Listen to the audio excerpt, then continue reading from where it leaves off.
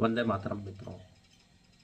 योग में यम में जो अंतिम बात कही गई अपरिग्रह की, वह भारतीय सनातन परंपरा से वैसे ही करते आ रहे हैं। मित्रों नमस्कार। आज भगवत गीता के यम पार्ट का जो अंतिम सूत्र है अपरिग्रह पर हम चर्चा करेंगे।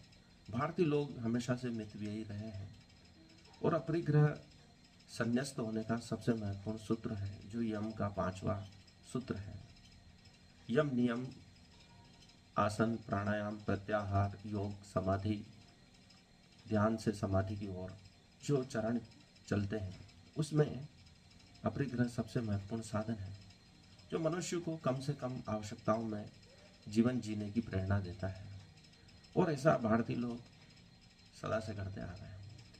वह अपनी दातुन के लिए नीम की डाली का उपयोग करते हैं, बबूल की डाली का उपयोग करते हैं, कम से कम प्रकृति को नुकसान पहुंचाते हैं। वर्तमान में भी जो पुराने लोग हैं कम से कम खर्चा करते हैं। इसी कारण भारत की समृद्धि इतने वर्षों तक बनी रही है। भगवान कृष्ण जब अर्जुन से कहते हैं कि सभी दिशाओं से अपना मन हटाकर मुझ में ही ध्यान लगाओ, तो उसमें अपरिग्रह का भी वर्णन आता है। वह सूक्ष्म रूप से छुपा हुआ है।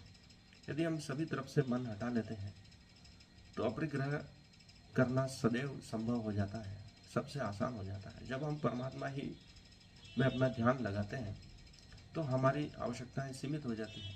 इसलिए साधु संत की आवश्यकताएं सीमित होती हैं। एक लंगोट में ही वह पूरा जीवन निकाल लेते हैं, एक कमंडलू से पूरा जीवन निकाल लेते हैं। भगवान बुद्ध के बारे में वर्णन है, जो भिक्षा पात्र था वो जीवन भर उनके साथ रहा। नया भिक्षा पात्र भी कभी लेने की आवश्यकता नहीं हुई। अपरिग्रह का संसाधन उन्होंने अपनाया, प्रकृति को कम से कम नुकसान पहुंचाया, समाज को कम से कम नुकसान पहुंचाया। यही हमारे बड़े बूढ़े करते आ रहे हैं। उन्होंने कम आवश्यकताओं में अपना जीवन निकाला और प्रकृति को बचाए रखा।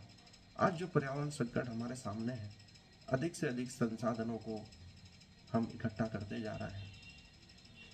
रोड पर अंतहीन कार गाड़ियों की जो लाइन लगी है, वह असीमित संसाधनों की वृद्धि से हुई है। उनसे उत्पन्न प्रदूषण हमारी सांसें रोक रहा है। यह अपरिग्रह से ही संभव है। हम कम से कम आवश्यकताओं में अपना जीवन जीने लगे तो यह प्रकृति पुनः संतुलित हो सकती है। पुराने लोग अभी भी मोबाइल का डाटा कम से कम यूज करते हैं। हो सके तो वे मोबाइल का उपयोग करते ही नहीं। वह फालतू नेट का खर्चा भी नहीं करना चाहते, रिचार्ज का खर्चा भी नहीं करना चाहते। पुराने समय में आटा भी घर पे ही गेहूं पीस कर निकाला जाता था।